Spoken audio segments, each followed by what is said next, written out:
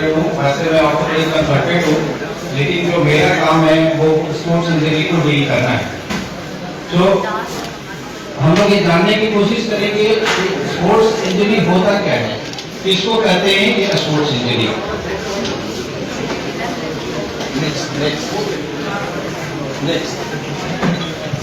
यदि हम डेफिनेशन की बात करें कि कैसे इसको डिफाइन किया जाता है, तो वो कोई भी इंजरी जैसे हम कोई भी स्पोर्ट्स खेलते हैं, कोई भी इंजरी जिसमें हमारा कुछ दिन के लिए हमारे खेलने का जो कार्यक्रम है उसमें कोई व्यवधान होता है, उसमें कोई बाधा होती है, या हमें किसी डॉक्टर के पास जाने की जरूरत होती है, जिसमें हमें किसी रिहेबिलिटेशन की जरूरत होती है, ऐसे इंजरी को हम स्पोर्ट्स इंजरी के अंतर्गत मानते हैं।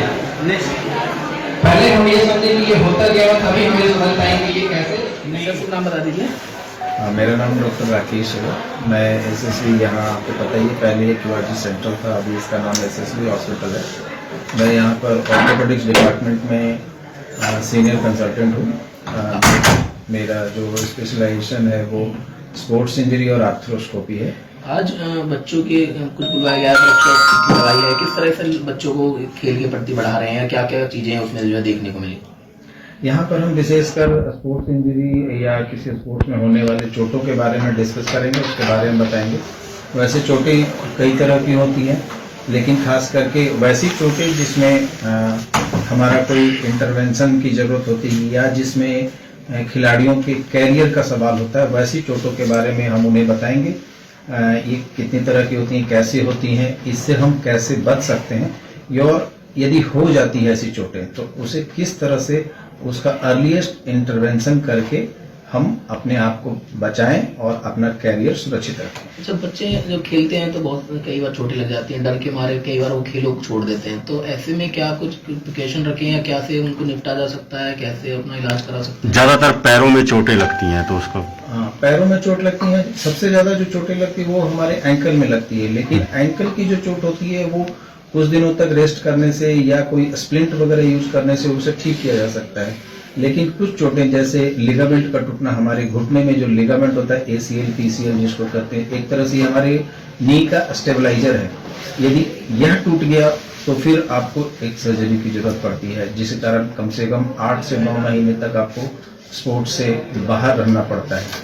आप उसके बाद प्रॉपर ट्रेनिंग के बाद ही अपने स्पोर्ट्स में वापस जाते हैं, क्योंकि इसमें काफी दिन का गैप होता है, आपको काफी दिन तक बाहर रहना पड़ता है। इसलिए इसको जानना समझना बहुत ही इम्पोर्टेंट है।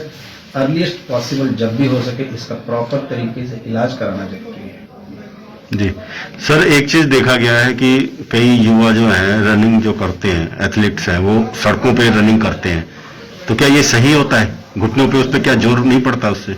नहीं, ऑफ कोर्स देखिए जोर तो पड़ता है, सरफेस जितना हार्ड होगा उतना हमारे घुटने के ऊपर स्ट्रेस पड़ेगा। लेकिन प्रॉब्लम यह है कि हमारे पास ऑप्शन क्या है। यदि हमारे पास ऑप्शन नहीं है तो हमें वही करना पड़ेगा। हाँ, यदि हमारे पास ट्रैक है तो ये बेटर है कि हम ट्रैक पर दौड़े, लेकिन हर किसी के लिए पॉसिबल नहीं है कि हर कोई ट्रैक के ऊपर चला जाए। हमारे यहाँ सुविधाएं इतनी उपलब्ध नहीं है, तो ये तो एक तरह से कहें कि ये हमारी मजबूरी है।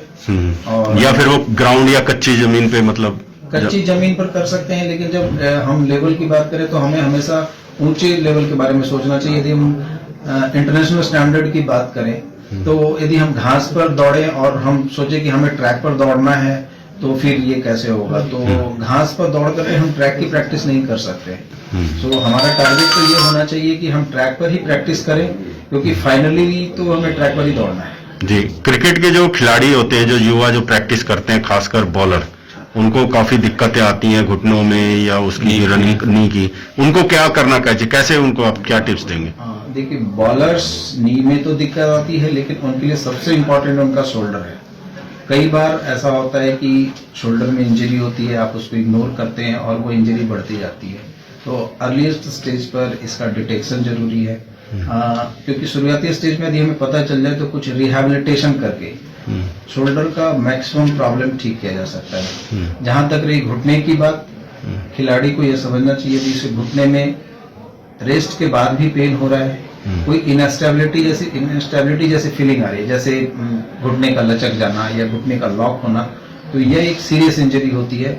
इसमें ऑर्थोपेडिशियन या जो स्पोर्ट्स इंजरी स्पेशलिस्ट है उनको जरूर दिखाना चाहिए। आजकल एमआरआई हर जगह अवेलेबल है, एमआरआई करके हम इजीली डायग्नोज कर सकते हैं और प्रॉब्लम को सॉल्व कर सकते हैं। सर क्या टिप्स देंगे उनको जो मान लीजिए अचानक कोई रनिंग कर रहा है या स्पोर्ट्स का कोई इसको चोट लग जाती है, तो फर्स्ट स्टेप पे वो क्या कर सकता है?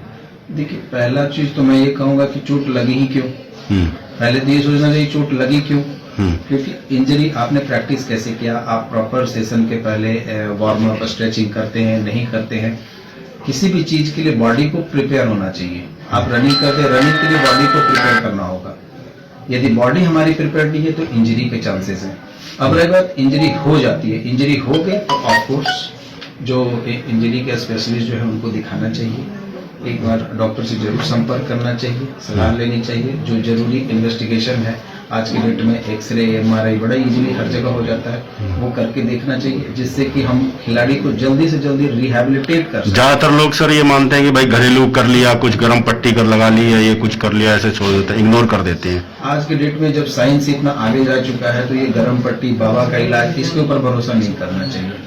आपके पास इतना अच्छा हॉस्पिटल है, हॉस्पिटल भी आज की डेट में दूर नहीं है, हॉस्पिटल में जा सकते हैं, मिल सकते हैं। इन्वेस्टिगेशन, एक मसाज, मालिश करना, गर्म पट्टी करना, लेप लगाना, ये मैं नहीं कहूंगा कि कोई साइंटिफिक तरीका है चोट को ठीक करने का।